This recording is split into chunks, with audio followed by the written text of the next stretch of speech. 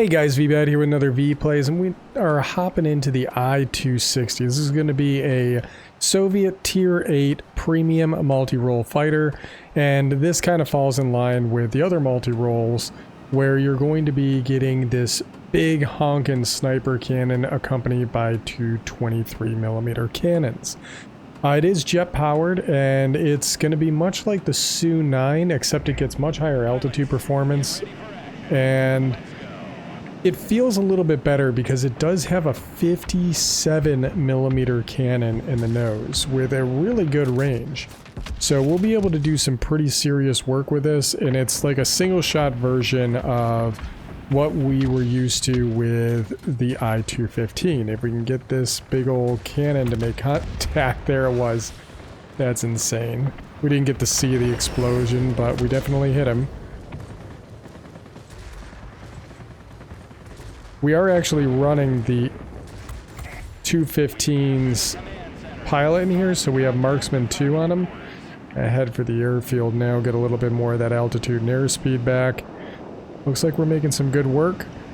The paint scheme on this is actually going to be, I think it's like is it an English Terrier? The same dog that Spuds McKenzie is from the old Bud Light commercials.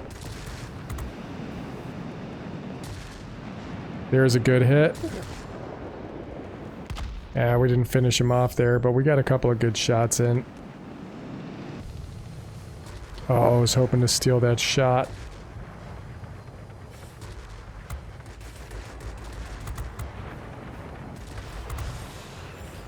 Okay, let's see if we might be able to save our buddy here.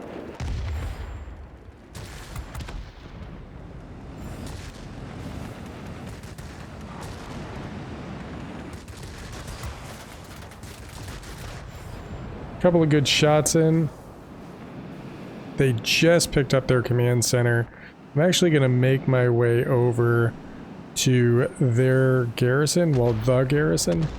Oh, nice shot from the 212 there. Launched the volley of air-to-air rockets. Speaking of air-to-air rockets, that guy's got the same payload. I kind of saw that coming. Oof. The irony is that we actually have the same engines as him. They're just going to be the Soviet copies of the Jumo engines. Kind of an interesting tidbit of history because they made them almost as one-for-one copies. But the problem, of course, being that it was the first development of a production jet engine.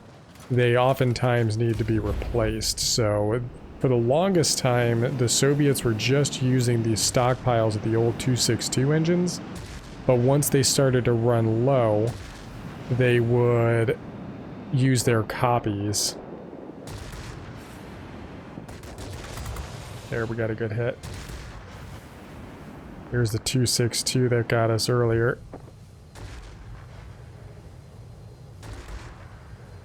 Trying to get that big honking shell to hit an aircraft moving so quick.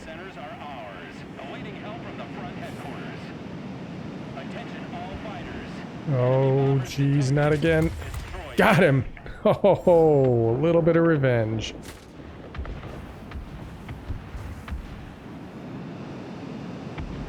That guy's done for. Might have just been the 23s that finished him off.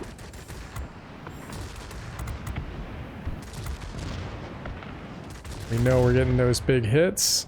And we already know that these 57mm cannons do fairly well against these bomber aircraft. Keeps us at just enough range that we potentially are limiting the amount of damage we're getting from the tail gunners just by staying far away.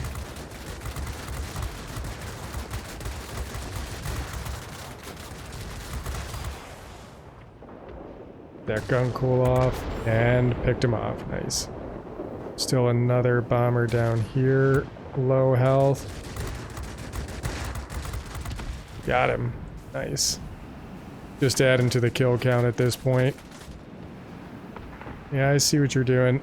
Let's see if we can burn into him. There's another heavy behind us, actually.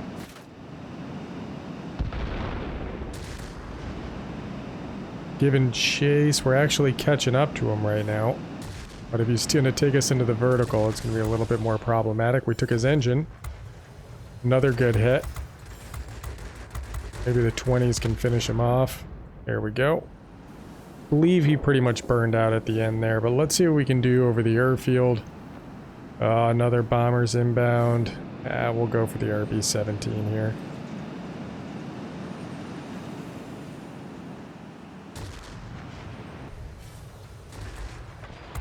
Good hit. Another good hit. And he's gone. Nice. Mentioned it before, going after ground pounders as well as bombers. We got the firepower in multi-rolls, so... that guy's got him. No sense in stealing that poor bot's kill. You know, he worked hard for it.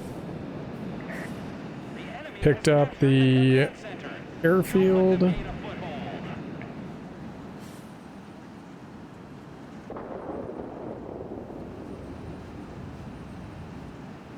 Alright, what do we got down here? Su-9.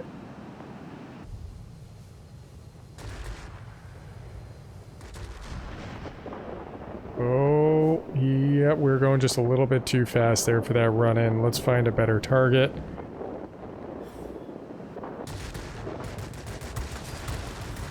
Sometimes using the 20s to get the bead is very helpful. What do we got here? Ooh, real close to the ground on that one. Call for a bit of aid there. Oh, he's on our 6. We're in the zone. Let's pull away. Oh, straightened out for just a little bit too long there. Man, we actually are hurting. They picked up both of the command centers on us. That was kind of unsuspecting. We should be able to get into the command center. Let's go for that next. We'll just make a hard turn here and see what we can do to help out. There are a couple of aircraft. Oh, come on, bomber flight, get in there. Hopefully they can pick it up with the bombs. Squall line.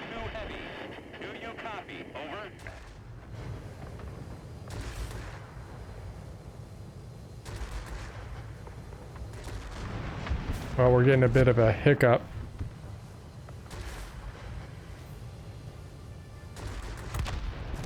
One down. Yeah, they are.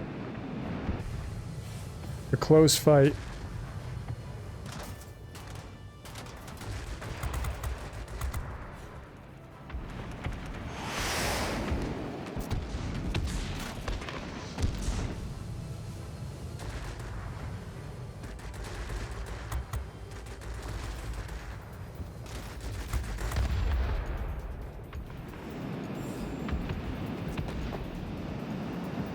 Okay, the bomber's here. Let's head for the mid.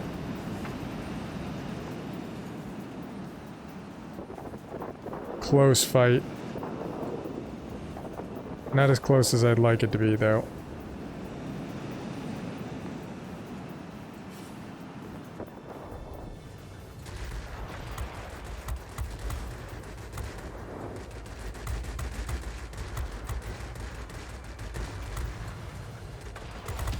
Okay, he's gone.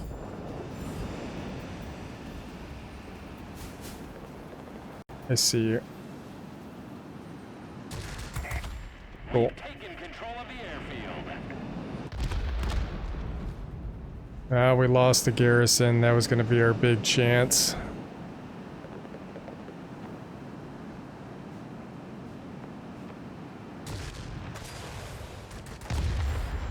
Another one's down.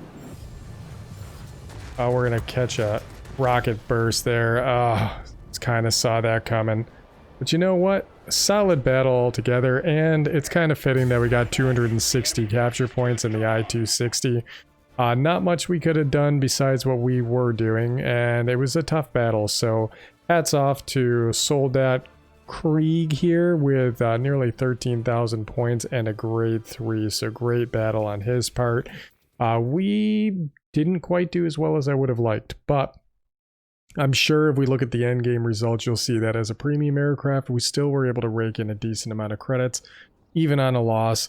And the aircraft can be a bit of fun, but since it is going to be one of those derpy kind of single shot aircraft, a one-trick pony, you end up finding yourself struggling to be able to get very consistent results because you are relying on the inconsistency of the RNG of a very slow firing, high impacting cannon. So like I said, we still raked in over 200,000 credits with our premium account. It would have been 144,000 credits if we were running non-premium. We also took out 16 aircraft, took out the bombers 3 different times, heavies 3 different times, as well as a bunch of multi-rolls. And it did fairly well in those instances, and we were really able to push it up beyond its typical altitude limitations. In fact, one of the things I wanted to highlight here is that the Su-9, while it is an absolute pig and a lot of people hate flying it, comparing these two aircraft together, you'll see that when it comes to the altitude performance, we get over 1,000 feet difference between their max altitudes. In fact, it's nearly 14,000 feet difference, and that for the max optimal, and then the service ceiling also jumps up by a decent amount as well, which allows you to be able to push the aircraft up above that regime a little bit, and that's why we were able to get up and fight those bombers and stuff. The maneuverability, again, it's a multi-role that's more of a big derpy aircraft, and I have put on polished skins, so we're not really getting high maneuverability out of this thing. You get actually better maneuverability in the Su-9. But when it comes to that main gun, we are able to chunk out quite a bit of damage in a single shot. Its rate of fire, here we are.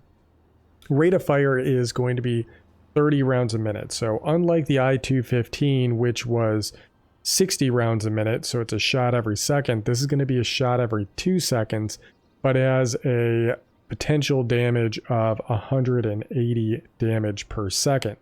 So just bear in mind that you're also a slower rate of fire, right? So if it's saying it's 180 damage per second, but the gun is only firing around every half second, then you're actually looking at potentially 360 damage in a single hit from this gun. And I think that's something that's important to relay, that there's a disparity here in that the rate of fire might be low, but the single shell damage is actually going to be quite significant coming from the I-260 here. So yeah, guys, that's the I-260 in all its glory. Put 4th of July paint on a Soviet aircraft as a little bit of a tease, I guess. But anyways, I hope you guys enjoyed the video, and as always, I'll catch you on the next one. Just like a soldier, I keep on moving forward.